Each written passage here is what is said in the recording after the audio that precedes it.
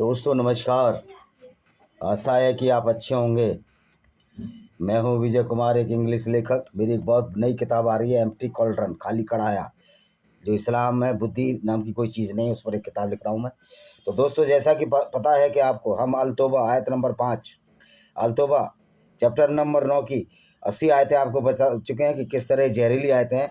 आज 81 से 129 यानी सारी आयतों का आज हम सिराजा बिखेरेंगे और बताएंगे किस तरह ये इस्लाम एक गुंडागर्दी है गैर मुस्लिमों के खिलाफ, और किस तरह ये इंसानियत के खिलाफ एक कुरान, एक अपराध शास्त्र है। ये अपराध को बढ़ावा देती है इंसानियत के खिलाफ।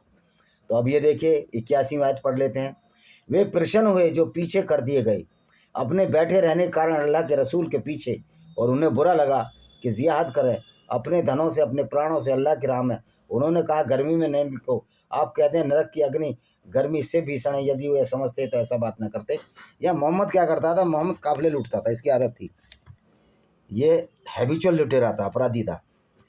तो जो लोग लूटने नहीं जाते थे, तो उनके लिए तोहमत दे रहा है कि जो लोग पीछे कर दिए गए कि गर्मी में बाहर, हम गर्मी में लड़ने नहीं जाएंगे। हुआ क्या था? ये गर्मी सर्दी, ये औरतों के लालच में उनके साथ इंटरकोर्स संभोग करता था। जैसे कि मैंने बताया, जो खूबसूरत यहूदी औरत होती थी, यहूदी कबीले लूटता था, तो उसके लालच में चला जाता था। लेकिन थोड़े शर्मदार आदमी, जिनकी चमड़ा मोटा नहीं था मोहम्मद साहब की तरह, वो घर में रह जाते थे। उनको ये लानत दे रहा है कि तुम नरक में जाओगे, क्योंकि तुम औरतें लूटने नहीं निकले, तुम जिहाद असगर, लोगों को कत्ल करने नहीं निकले गैर मुस्लिम को, तो जहन्नुम की अग्नि में जलोगे। मतलब इस तरह ये लोगों को डराया करता था। तो उन्हें चाहिए हंसे कम रोए अधिक, जो कुछ कर रहे। और वो कह रहा है कि हंसे कम रो अधिक। अरे भाई, हम हंस रहे हैं कि मोहम्मद जो है एक वीडियोफाइल था, एक रेपिस्ट था, एक किलर था, और एक बहुत बड़ा अपराधी था। वो तो हिटलर भी बेचारा उसके सामने बोनस सिद्ध हो गया, मोहम्मद के सामने। अब ये देखो, अब ये तबुक में गया तो लड़की लूटने, वो अगली आयत है। हे नबी, यदि आपको अल्लाह इन मुशरिकों यानी कि देव दिवादियों मतलब उनको ये सोचते थे चले ना चले, मुसलमान बने ना बने, कि किसी गिरोह के पास तबुक से वापस लाए, वे आपसे किसी दूसरे युद्ध के गैर में निकलने की अनुमति मांगे, तो आप कहते हैं तुम मेरे साथ कभी ना निकलोगे, न मेरे साथ शत्रु से युद्ध कर सकोगे। तुम प्रथम बार बैठे रहने प्रसन्न थे, तो अब पीछे। अब ये क्या हुआ? मोहम्मद जो तबुक में गया, वहाँ मदीना के जो इसके सहाबी थे, सहायता वाले थे, साहबा एक और साहबी एक, साहबा बहुत सारे साथियों को बोलते हैं। तो इसने कहा चलो तबूक की लड़ाई में चलो, वहाँ ब्लॉन्ड नीली आंखों वाली लड़कियां मिलेंगी। वो हदीस मैंने पिछले वीडियो में बताई। तो एक ने कह दिया, लानत हो पैगंबर तुम पर जो औरतें लूटने के लिए जाते हो। उसका नाम था जैद बिन कैस। तो मोहम्मद ने यारत उतार दी कि अब तुम तबूक पर नहीं जा रहे हो तो दूसरी जगह भी नहीं जाओगे तुम, और बैठो अपने अपने पीछे रहने वालों के लिए। तो इस्लाम के साथ जो लगा वो बर्बाद हुआ है, मोहम्मद के साथ जो लगा वो बर्बाद हुआ। आज पूरी मुसलमान कौम मोहम्मद के साथ लगने की वजह से कितनी बेइज्जत हो रही है, ये आप समझ सकते हैं ना। हे नबी, आप उनमें से कोई मर जाए तो उसके जनाजे की नमाज कभी ना पढ़ें, उसकी समाधि पर खड़े ना हो, क्योंकि उन्होंने अल्लाह उसके रसूल के साथ कुफ्र किया। वह कार्य रहते कह रहा उसके जनाजे जब मर जाए तो जनाजे की नमाज ना पढ़ना। अरे यार, फ्रॉड, अल्लाह के नाम पर तुम नमाज पढ़ते हो, नमाज नहीं भी पढ़ने के बाद क्या फ़र्क पड़ जाएगा उसको। लेकिन अगर तुम मुसलमान के रूप में मरोगे तो निश्चित तौर पर तुम अल्लाह की सुन्नत और टीचिंग को मानोगे। तो लोग तो ये समझेंगे ये बलात्कारी और गुंडा और अपराधी हो गया होता अगर भारत का कानून का डंडा ना चलता। तो कानून से अल्लाह क्या, अल्लाह के बंदे डरते हैं। अल्लाह तो भागा भागा, अल्लाह तो मर गया मोहम्मद के साथ ही। और आपके धन और उसके संतान चकित न करे, अल्लाह तो चाहता है उनके द्वारा संसार में यातना दे, उनके प्राण इस दिशा में निकलें काफिर हों। कह रहा अल्लाह तो चाहता ही है कि इस दिशा में उनके प्राण निकलें कि वो काफिर हो जाएं। तो हो जाए, काफिर होने से क्या है? काफिर तो मुसलमान से अच्छा है, क्योंकि मुसलमान होने पर तो आपको 5 वक्त की नमाज में गैर मुस्लिमों को गाली देते हो आप, 48 बार गाली देते हो कि लानत हो इन पर, लानत हो कि ये फ्रॉड अल्लाह को नहीं मानते, उस मूर्ख अल्लाह को नहीं मानते जो ये कहता है कि धरती स्थिर है और सूर्य उसके चारों तरफ गर्दिश करता है। ये उस पर लानत भेजते हैं। यानी कि इस्लाम की गुंडागर्दी को अच्छा मानकर उन लोगों को ये लानत भेजते हैं जो इस्लाम को नहीं मानते, इस्लाम की गुंडागर्दी के साथ शरीक नहीं है, जो जिहाद असगर नहीं करते, जो कत्ल नहीं करते, जो बलात्कार नहीं करते। और जब कोई सूरा उतारी गई अल्लाह पर ईमान लाओ, उसके रसूल के साथ जिहाद करो, तो आपसे उन मुनाफिकों में समाई वालों ने अनुमति ली, कहा आप हमें छोड़ दो, हम बैठने वाले साथ रहेंगे।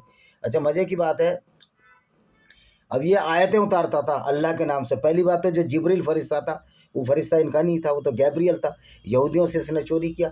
और इसका आयत कौन उतारता था? इसका चचेरा साला बरका बिन नोबिल जो ईसाई था, और इसकी पहली पत्नी खदीजा बिन खुवैलिद उतारती थी। जब वर्का बिन नोबिल मर गया इसका साला, तो आयतें आनी बंद हो गई कुछ दिन तक। तो ये था मोहम्मद का फ्रॉड जो कुरान के रूप में आप पढ़ रहे हैं। तथा प्रसन्न हो गए, स्त्रियों के साथ रहे, उनके दिलों पर मोहर लगा दी। कह रहे वो प्रसन्न हो गए, लड़ने नहीं गए, अपनी औरतों के साथ रहे। और अबे तुम कौन से औरतों के, तुम तो 20-20 12 तुमने औरतें करी, 28 तुमने सेक्स स्लेव बनाई, और 3 लड़कियों को 18 और 19 साल लड़कियों को आपने 3 तक बलात्कार किए, सफिया, रेहाना और जुहैरिया के साथ मोहम्मद ने। तो तुम तो वही कर रहे थे, तुम तो रंगीले रसूल हो। मतलब जो खुद करे वो दूसरों पर तोहमत लगा रहे हो। भाई पहले तुम अपना आँख का लट्ठा देखो, दूसरे की आँख का तिनका ना देखो। ये मैं मुसलमान भाइयों को कहता हूँ कि पैगंबर को जानो किस तरह का गंदा आदमी था वो। परंतु रसूल ने और जो आपके साथ ईमान लाए, अपने धनों और प्राणों से जिहाद किया, उन्हीं के लिए भलाइयाँ। कह रहे जिन्होंने जिहाद किया, जिन्होंने औरतें लूटी, जिन्होंने गैर मुस्लिमों को कत्ल किया इस्लाम के नाम पर, उनको वही भलाइयाँ हैं। यानी कि इस्लाम में पूरी गुंडागर्दी को भलाई के रूप में दर्शाया गया। ये किस तरह की आश्चर्यजनक एक अपराध शास्त्र है जो अपराध को बढ़ावा देता है। तो कुरान पर तो बैन लग जाना चाहिए। हम तो कितनी बार बोले, अल्लाह ने उनके लिए ऐसे सुरग तैयार किए हैं जिसमें नहरें प्रवाहित हैं, वे उसमें सदावासी होंगे। अल्लाह ने ऐसे सुरग तैयार किए हैं जिसमें नहरें हैं। वो अलग बात है कि अल्लाह सऊदी अरब में एक भी नहर नहीं बना पाया। जिंदे जी मोहम्मद जो है सड़ी मछली खा के जिंदा हो रहा है। ये एक बार ये काफिले लूटने गए, इनके काफिले लूटे नहीं, इनके खाने की कमी थी। एक मरी मछली समुद्र के किनारे आ गई। आप देखो सऊदी अरब समुद्र किनारे वो खाते रहे, इनकी हदीसों में है। और देहातियों में कुछ बहाना करने वाले आए थे ताकि आप उन्हें अनुमति दें, वह बैठे रह गए। जिन्होंने अल्लाह उसके रसूल से झूठ बोला, तो इनमें से काफिरों कह रहा दुखदाई यातना होगी जो मेरे साथ लूटने औरतें नहीं जा रहे हैं। ये था इनका पैगंबर। निर्बलों तथा रोगियों उन पर जो इतना नहीं पाते कि तैयारी कर सकें, कोई दोष नहीं। जब अल्लाह उनके रसूल भक्त हों तो उन पर कोई दोषारोपण नहीं करे। निर्बल लड़ने ना जाए, क्योंकि निर्बल लड़ने जाते तो इनकी फौज हार जाती। और मोहम्मद का तो उद्देश्य था कि लूट मचाना, और 20% हिस्सा मोहम्मद को इसका मिलता था। ये कुरान में आया था, पिछले वीडियो में डाले हैं। और उन पर जो आपके पास जब आए, आपने उनके लिए सवारी की व्यवस्था कर दी। आप कहें मेरे पास इतना नहीं कि तुम्हारे लिए सवारी की व्यवस्था करूं, तो इस दशा में वापस हुए कि शोक के कारण क्या। कह रहा सवारी मतलब घोड़े वोड़े नहीं दे पाता था मोहम्मद, ये तो खुद ही लूटता था। जब इनको लूट का माल मिल जाता था तब वो घोड़े दे देता। कह रहा वो बड़े आंसू बहा रहे थे। हाँ, बहुत अच्छा काम करने जा रहा था ना मोहम्मद, औरतें लूटने जाता था, काफिले लूटता था। अपने चचेरे भाई के काफिले को लूटने की कोशिश की, जिसकी वजह से जंगे बदर हुई। तो बहुत बढ़िया काम करने जा रहे थे ना, बहुत शानदार काम करने जा रहे थे ना, जो कुरान में लिख दिया। अपनी बेइज्जती खुद करा के गया है मोहम्मद, कुरान की आयतें लगा लगा कर। दोष केवल उन पर है जो आपसे अनुमति मांगते हैं, जबकि वो धनी है। वे इससे प्रसन्न हो गए कि स्त्रियों के साथ रह जाएंगे। अल्लाह ने उनके दिलों पर मोहर लगा दी, इसलिए कुछ नहीं जानते। कह रहा धनी लोगों पर दोष है, वो लड़ने नहीं गए, वो समझदार थे, मूर्ख नहीं थे। और जो लड़ने नहीं गए उनको तो हम लुटेरा, बलात्कारी और कातिल नहीं कह रहे। हम तो पैगंबर और उनके उन साथियों को लुटेरा और बलात्कारी और कातिल कह रहे हैं जो ये काम करते थे। जो नहीं करते उन पर दोष नहीं है, वो अपराधी नहीं है। और आज मोहम्मद अपराधी सिद्ध हो रहे हैं। वे तुमसे बहाने बनाएंगे जब तुम उनके पास तबुक से वापस आओगे। अब ये लड़कियां लूटने जा रहा था, और आप कहते हैं बहाने न बनाओ, हम तुम्हारा विश्वास नहीं करेंगे। अल्लाह ने तुम्हें वही दशा बता दी। भविष्य में अल्लाह उसका रसूल तुम्हारा कर्म देखेंगे, फिर तुम परोक्ष और प्रत्यक्ष अल्लाह की ओर फेरे जाओगे। तुम्हें पता, अब ये तबुक की लड़ाई में पहले लालच दे रहा था, नीली आंखों वाली लड़कियां मिलेंगी। और जब वहाँ मोहम्मद गया, तबुक वाले बोले हमारी तुम्हारे से कोई लड़ाई नहीं है। तो ये बाबा जी का ठुल्लू मिला, इसे वापस लौटना पड़ा। ये तो बहाने ढूंढता था, वहाँ कोई बहाना नहीं मिला। और वो ईस्ट रोमन साम्राज्य था, बेंजेंटाइन ताकतवर था। इसकी ऊद की लड़ाई में दांत तोड़े, वहाँ इसकी मौत हो जाती है, तो भाग आया वहाँ से। पर सपने बड़े अच्छे दिखा रहा था कि तबुक की लड़ाई से जब हम वापस आएंगे तुम दुख मनाओगे, क्योंकि लड़कियां लूट कर लाने वाला था ना, नीली आंखों वाली। ऐसा था इनका पैगंबर। वे तुमसे अल्लाह की शपथ लेंगे जब तुम वापस आओगे, ताकि तुम उनसे विमुख हो जाए, तो तुम उनसे विमुख हो जाओ। वास्तव में मलिन है, उनका आवाज़ न रखे, उसके बदले जो करते। कह रहे जो नहीं जा रहे मलिन है, वो शपथ भी लेंगे हम तुम्हारे साथ जाने वाले थे, लेकिन उनसे विमुख हो जाओ। यानी मोहम्मद ऐसे सपने देखता था कि एक हमारे कुम्हार भाई को सत्तू से भरा, सुकोरा कुमार या कोई भी हो, या मेरे कोई सत्तू से भरा वाले एक वो कुल्हड़ पा गया। मैं मन मन में सोच रहा हूँ इस कुल्हड़ से जो सत्तू निकलेंगे उनको बेचूंगा। फिर उनसे और सत्तू खरीदूंगा, फिर बहुत सारे सत्तू बेचूंगा कुल्हड़ में, और जब बहुत सारे कुल्हड़ में सत्तू मेरी आमदनी बढ़ जाएगी तो मैं बहुत बड़ा आदमी हो जाऊंगा, तो 4 शादियां करूंगा। अब ये तो हो नहीं सकता कि वो बीबियां आपस में न लड़ें, और जब वो लड़की जो आपस में लड़ेंगी उनको इस डंडे से मारूंगा। तो इतनी जोर से कुल्हड़ में मारा कि कुल्हड़ फूट गया, सारे सपने बिखर गए। तो मोहम्मद भी ऐसे ही सपने दिखाया करता था। वे तुम्हारे लिए सब्त देंगे ताकि तुम उनसे प्रसन्न हो जाओ, यदि तुम प्रसन्न हो गए तो सभी अल्लाह उल्लंघन कर दो। कह रहा अगर तुम प्रसन्न भी हो जाओ मोहम्मद तो अल्लाह नहीं प्रसन्न होगा। अल्लाह तो अल्लाह है ही नहीं, सिर्फ क्या प्रसन्न होगा, क्या दुखी होगा। नकली अल्लाह, फ्रॉड अल्लाह, क्या होगा वो। देहाती अविश्वास और दुविधा में अधिक कड़े अधिक योग्य हैं, उस धर्म की सीमा को न जाने जिन्हें अल्लाह उतारा। अल्लाह तत्व क्या, देहाती अविश्वास और दुविधा में अधिक कड़े। देहाती मोहम्मद की बात नहीं मानते थे, कह रहे झूठा है, और झूठा था ही, मैंने साबित किया। देहातियों में कुछ ऐसे भी हैं जो अपने हुए दिए दान को और दंड समझते हैं। तुम कालचक्र की प्रतीक्षा करते हैं, उन्हीं पर कालचक्र आ पड़ा है। कह देहातियों में वो भी हैं जो दान को दंड समझते हैं। मोहम्मद कहता था ना जकात दो, यानी कि मोहम्मद लूटपाट करता था, 25% खुद रखता था, 25% गरीब और मिस्किनों को, 25% जो लुटेरे मोहम्मद के साथ जाते थे, और 25% वो दूसरे कामों में खर्च करता था। यानी कि अपनी जेब से कुछ नहीं करता इस्लाम वाला, इस्लाम लेता है, देता किसी कुछ नहीं है। और देहातियों में कुछ ऐसे भी जो अल्लाह अंतिम दिन पर विश्वास रखते हैं और अपने दिए दान को अल्लाह की समीपता और रसूल के आशीर्वादों का साधन मानते हैं। तो सुन लो, वास्तव में उनके लिए सामीप्य का ज्ञान है, शीघ्र ही अल्लाह उन्हें अपनी दया में प्रवेश देगा। अब कह रहा देहातियों में कुछ ऐसे भी हैं जो मूर्ख थे, उस ज़माने में लोग पढ़े लिखे नहीं थे, मोहम्मद मूर्ख बना रहा था अल्लाह के नाम पर। कह रहा उनके लिए नहरें होंगी। वो भैया LIC की पॉलिसी की गारंटी है, अल्लाह की पॉलिसी की कोई गारंटी नहीं है कि नहरें मिलेंगी। अल्लाह की पॉलिसी बिल्कुल बकवास है, मोहम्मद ने बनाई है ये। और प्रथम अग्रसर मुहाजिरीन, मुहाजिरीन कौन, जो मक्का से मदीना मोहम्मद के साथ आए थे, और अंसार, अंसार कौन, जो सबसे पहले मोहम्मद के लुटेरे गिरोह में शामिल हुए थे, औरतों के बलात्कार करने के लिए यहूदियों के, वो थे अंसार, जो कि मदीना के रहने वाले थे। और जिन लोगों ने सुकरम के साथ, उनका ये सुकरम है, औरतें लूटना सुकरम है, अल्लाह उनसे प्रसन्न हो गया, यानी अल्लाह लुटेरे और बलात्कारियों से प्रसन्न हो गया, और उनके लिए ऐसे सड़क तैयार किए जहाँ नहरें बह रही होंगी, बार बार नहरें नहरें। और कोई नहरें बहरें नहीं है लुटेरे बलात्कारी के लिए, जन्नत भी नहीं है, नरक मिलेगा। मोहम्मद उसके साथ ही उसमें पहले जाएंगे चक्की में करनी भरनी के जो कैलेंडर चलते थे। हालांकि नरक और स्वर्ग नाम की चीज़ मेरे समझ से बाहर है, कुछ नहीं होता, ये मोहम्मद डराता था। और जो तुम्हारे आसपास ग्रामीण हैं उनमें से कुछ मुनाफिक हैं, यानी मुस्लिम नहीं हैं, और कुछ मदीने में भी हैं, और वे अपने निफाक से अभ्यस्त निपुण हैं। आप उन्हें नहीं जानते, हम उन्हें जानते हैं। हम उन्हें 2 बार यातना देंगे, फिर घोर यातना। कह रहा हम उन्हें 2 बार यातना देंगे, एक बार खुद कत्ल करेंगे, एक बार अल्लाह नरक में डालेगा। वो बेटा तुमने जो कत्ल कर लिया, वो ज़माना चला गया। अल्लाह की तो औकात ही नहीं, अल्लाह मेरी पैर की जूती के नीचे, अल्लाह की यही औकात है, और मोहम्मद की भी यही औकात है। तो कुछ दूसरे भी हैं जिन्होंने अपने पापों को स्वीकार किया, उन्होंने कुछ सुकरम और कुछ दूसरे कुकरम को मिश्रित कर दिया, आशा कि अल्लाह क्षमा कर। कह रहे कुछ ऐसे भी हैं जिन्होंने कुकरम किया, यानी मोहम्मद की बात नहीं मानी, मुसलमान नहीं बने, उनको लूटने नहीं किया, औरतों को बलात्कार नहीं किया।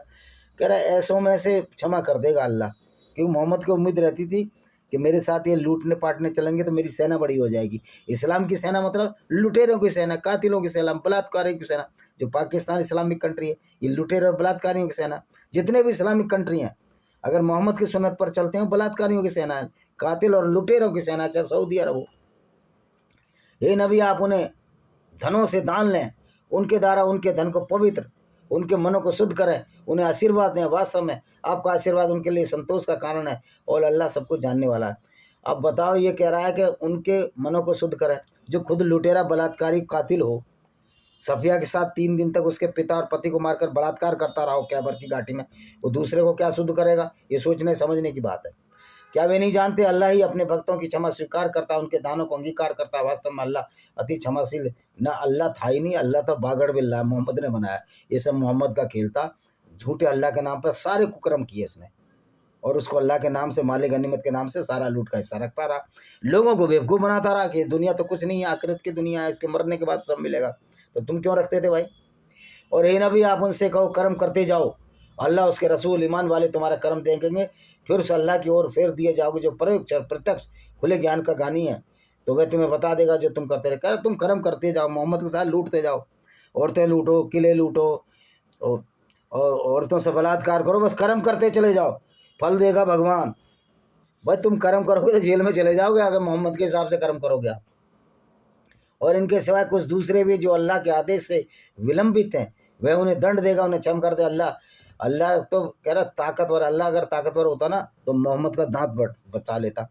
ऊद की लड़ाई में मोहम्मद का दांत टूट गया, एक फरिश्ता भी नहीं भेजा कि रसूल का दांत टूटने वाला, उसको खबर दे दो, या 3000 फरिश्ते ही भेज देता जैसे पहले भेजे थे जब मोहम्मद जीत जाता था। लेकिन वहाँ कोई फरिश्ता ही नहीं आया, अफीम और भांग खाकर सो गए थे फरिश्ते। वस्तुतः बात तो यह है कि मोहम्मद लोगों को मूर्ख बनाया करता था। तथा देवतावादियों में वे भी हैं जिन्होंने एक मस्जिद बनाई इसलिए कि इस्लाम को हानि पहुंचाए, कुफ्र करें, ईमान वालों में विभेद उत्पन्न करें और घात ऐसा लगाएं बनाने के लिए जो इससे पूर्व अल्लाह उसके रसूल से युद्ध कर चुका है। वे उससे शपथ लेंगे हमारा संकल्प भलाई के सिवा कुछ नहीं था, तो अल्लाह साक्ष्य देता है। अब एक मस्जिद बनाई थी उन लोगों ने, करे मोहम्मद तो लुटेरा है, मोहम्मद बलात्कार भी करता, अपने को पैगंबर है, कह रहा हम एक अच्छा पूजा स्थल बनाएंगे, तो इसने उसको भी तोड़ दिया था क्योंकि इसको तो लुटेरों की फौज चाहिए थी, इसको सच्ची कहने वाला तो आदमी पसंद नहीं था। हे नबी, आप उसमें कभी खड़े ना हो। वास्तव में मस्जिद जिसका शिलान्यास प्रथम दिन से अल्लाह के भय पर किया गया है वो अधिक योग्य है। आप उसमें नमाज के लिए खड़े हों। उसमें ऐसे लोग हैं जो स्वच्छता से प्रेम करते हैं, अल्लाह स्वच्छ रहना। अब कहते हैं अल्लाह जो स्वच्छ रहने वालों से प्रेम करता है, अब स्वच्छता से प्रेम करते हैं। सारे अपराध कर रहे हो। और मोहम्मद तो ये कहता था कि अगर वजू भी करना पानी भी ना मिले तो मिट्टी से कर लो, चूतड़ भी मिट्टी से धो लो।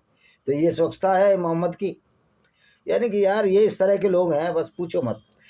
तो क्या जिसने अपने निर्माण का शिलान्यास अल्लाह के भय और प्रसन्नता के आधार पर किया है वह उत्तम है, अथवा जिसने उनका शिलान्यास एक खाई के गिरते हुए किनारे पर किया है तो जो उसके साथ नरक की अग्नि में गिर पड़ा, अल्लाह कह रहा वो अच्छा है कि जो अल्लाह के भय से मस्जिद बनाओ। क्योंकि अल्लाह का भय दिखाकर मोहम्मद लोगों को मुसलमान बनाता था, और जन्नत और हूर और फलाना क्या क्या खीर मिलेगी और ये मिलेगा, घंटा बाबा जी का मिलेगा, और वो वहाँ जो है शहद की नहरें हैं, वहाँ शराब की नहरें हैं, शराब पिलाएंगे नए नए लड़के। और आप सोचो जो आदमी शराब पीकर अगर शहद की नहर में गिर गया, जो मोहम्मद ने जन्नत फिरदौस बताई, तो उसके हालत क्या हो जाएगी, पूरा शहद चिपक जाएगा उसके बाद। तो मोहम्मद ने हर जगह मारने का काम किया लोगों को, कोई अच्छा काम तो ये कर नहीं सकता था। वे निर्माण जो उन्होंने किया बराबर उनके दिलों में एक संदेह बना देगा। कह रहे वो मस्जिद तो खाई के किनारे गिर जाएगी कभी, अबे कहीं भी है तो तुम्हारी मस्जिदें भी तोड़ी जाएंगी एक दिन, ध्यान रखना। अगर ये इस्लामी गुंडागर्दी चलती रही तो दुनिया में एक मस्जिद नहीं बनेगी, और हमारे मुसलमान भाई इन मस्जिदों को तोड़ेंगे और अपने पूर्व धर्मों की ओर लौटेंगे। जो अरब के हैं वो यहूदी बन जाएंगे, ईरान के पारसी बन जाएंगे, और हिंदुस्तान के सारे हिंदू बन जाएंगे। ये बुद्धिस्ट हो, पहले हिंदू आए, बुद्धिज्म तो कोई रिलीजन नहीं है, वो तो एक संप्रदाय है जो बुद्ध के मरने के बाद तुमने चलाया, जैसे ईसाइयत चलाई। निसंदेह अल्लाह ने ईमान वालों के प्राणों उनके धनों को इसके बदले खरीद लिया है। उनके लिए सुरग है, वे अल्लाह की राह में युद्ध करते हैं, वे मरते और मारते हैं। ये अल्लाह का सत्य वचन है तौरात, इंजील और कुरान में, और अल्लाह ने बढ़कर अपना वचन पूरा करने वाला कौन हो सकता है। अतः अपनी सौदे प्रसन्न हो जाओ जो तुमने किया है। कह रहा इस सौदे में प्रसन्न हो जाओ, अल्लाह के साथ चले जाओ, पक्के मुसलमान बन जाओ, तो लूट पाट अल्लाह अपनी दया इतनी दिखाएगा, तुमको लूटने की छुट्टी, तुमको कत्ल करने की छुट्टी, तुमको लोगों के बाग लूटने की छुट्टी। जो मोहम्मद ने एक बाग लूटा था, बाग फतक, जो इसने अपनी बेटी फातिमा को दिया, और उसी बाग फतक की वजह से फातिमा को कत्ल करवा दिया उमर ने। तो ये देखिए चोरी का माल मोरी में, जैसी करनी वैसी वरनी। जो क्षमा याचना करने, वंदना करने, अल्लाह की स्तुति करने वाले, रोजा रखने वाले, रुकू और सजदा, रुकू माने रुकना, सजदा में झुकना, भलाई का आदेश देने वाले, बुराई से रोकने वाले, अल्लाह की सीमाओं की रक्षा करने वाले हैं जो मुसलमान हैं उनको। अब ये क्या भलाई करते होंगे जब मुसलमान को ये कहा जा रहा है कि तुम गैर मुस्लिमों को कत्ल करो, उनके त्योहारों पर उनको बधाई मत दो। तो ये गुंडों की फौज अपने आप मन में खुश हो रही थी मोहम्मद के ज़माने में, और मोहम्मद उसका सरगना था। किसी नबी और उसके लिए जो ईमान लाए योग्य नहीं कि वो मिश्रणवादियों के लिए क्षमा प्रार्थना करे, कि रसूल को कोई प्रार्थना उनके लिए नहीं करनी चाहिए जो कि इस्लाम में नहीं ला रहे। यद्यपि उनके समीपवर्ती हूँ, अब ये उजागर हो गया, अगर ये उजागर हो जाएगा तो नरक में जाएंगे। रसूल अपने आप को भी डराता था अल्लाह के नाम पर। ये बहुत बड़ा वो था, कलाकार था, मतलब एक अल्लाह बनाया, लूटपाट बलात्कार किए, और ऐसा मूर्ख अल्लाह बनाया है। वो उसकी मूर्खता पकड़ी गई आज के युग में, विज्ञान ने पकड़ ली कि धरती स्थिर नहीं है, धरती घूमती है। कुरान का अल्लाह कहता है धरती घूमती है। धरती नहीं घूमती और सूर्य उसके चारों तरफ घूमता, तो ये मूर्खता भी पकड़ ली आज की साइंस ने। तो इसका तो अल्लाह का तो बिल्कुल बेड़ा गर्क कर दिया साइंस ने, और मनुस्मृति का भी बेड़ा गर्क कर दिया, सारे यहूदियों की धर्म पुस्तक का भी बेड़ा गर्क कर दिया। और इब्राहिम का अपने बाप के लिए क्षमा प्रार्थना करना केवल इसलिए हुआ कि उसने इसका वचन दिया, और जब उनके लिए दिन उजागर हो गया, वह अल्लाह का शत्रु था, विरक्त हो गया। वास्तव में इब्राहिम का हृदय कोमल, कह रहा इब्राहिम का अपने बाप के लिए प्रार्थना करता था। इब्राहिम तो इनका करेक्टर ही नहीं है, वो तो यहूदियों का अब्राहम है। कह रहा उसने अपने बाप के लिए क्षमा करी, लेकिन बाद में उसको बड़ा दुख हुआ, क्योंकि बाप जो है उसका मुसलमान नहीं था। वो भाई अब्राहिम भी मुसलमान नहीं था, जबर ना अब्राहम, कोई भी यहूदी ना तो अल्लाह को मानता, ना कुरान को, ना ही लुटेरे पैगंबर को मानता, लेकिन ये ख्वामों में जीने वाला मोहम्मद था। इससे सोच रहा था कि मैं आखिरी पैगंबर हूँ और अल्लाह को सारे माने, सारे मानते नहीं थे। ये लड़ाई थी इनके साथ, आज भी यही लड़ाई है। अब तुम्हारा अल्लाह तुम रखो अपनी जेब में, रखो अपने जूते के पैताने में बांधो, फर्जी अल्लाह को जो कुछ जानता ही नहीं, अपने पैगंबर को अपनी जेब में रखो, पॉकेट में रखो। हम क्यों लुटेरे, बलात्कारी और कातिल को अपना पैगंबर माने, और क्यों उसकी इज्जत करें? जो हमें कत्ल करने की बात कर रहा है, हम उसकी इज्जत करेंगे? हम उसमें जूते मारते अगर जिंदे होते इस तरह के लोग। अल्लाह ने नबी और मुहाजिरीन, अल्लाह ने नबी यानी मोहम्मद पर, मुहाजिरीन जो मक्का से मदीना आए, मुसलमान अंसार जो पहले मुसलमान मदीना में बने, जो लूट कर रहे थे, जिन्होंने तंगी के समय आपका साथ दिया। इसके पश्चात उनमें से कुछ लोगों के दिल कुटिल होने लगे, फिर उन पर दया की निश्चय उनके लिए। कह रहा जिन्होंने तंगी में यानी मोहम्मद के लूटपाट में, जब मक्का से मदीना खदेड़ा गया झूठ बोलने पर, वो लोग अच्छे हैं, वही अल्लाह के पास हैं। लुटेरों का ग्रोह, पूरा लुटेरों का ग्रोह स्वर्ग में जाएगा मोहम्मद के हिसाब से। तथा उन तीनों पर जिनका मामला विलंबित कर दिया गया था, जब उन पर धरती अपने विस्तार के होते सिकुड़ गई और उन पर उनके प्राण संकीर्ण हो गए, उन्हें विश्वास था अल्लाह के सिवा उनके लिए कोई शरणगार नहीं परंतु उसी की ओर, फिर उन पर दया की ताकि तौबा कर ले। वास्तव में अल्लाह अति क्षमाशील है। अब 3 आदमी कौन थे? ये वही 3 है जिनकी चर्चा है, संख्या 106 में आ चुकी है। क्या इनके नाम थे? काब बिन मलिक, हिलाल बिन उमैया, मुरा बिन रबी। उनका सामाजिक बहिष्कार इसलिए किया था, वो मोहम्मद की गुंडागर्दी का विरोध करते थे। हे ईमान वालो, अल्लाह से डरो, उसी के साथ सच हो जाओ। हाँ भाई, तुम अल्लाह से डरते रहो, लेकिन अब तुम काफिरों से भी डरो, क्योंकि अल्लाह है ही नहीं, अल्लाह कुछ नहीं कर सकता तुम्हारा। नहीं तो काफिरों की गोलियां इन इस्लामिक आतंकवादियों का सीना छलनी कर देंगे। तुम्हारी फिर सर्जरी हो जाएगी जैसे मोहम्मद की हुई थी। तुम्हारा सीना चाक किया जाएगा और उसमें तुम्हें कुरान, उसमें पता लगेगा, तो सीने को फिर साफ किया जाएगा नहीं, आपके दिमाग को साफ किया जाएगा। तो अब आपके दिमाग के ऑपरेशन की ज़रूरत है, सीने की ज़रूरत नहीं। अगर मोहम्मद का दिमाग का ऑपरेशन कर दिया जाता तो इस तरह की गुंडागर्दी वाली आयतें ना आती।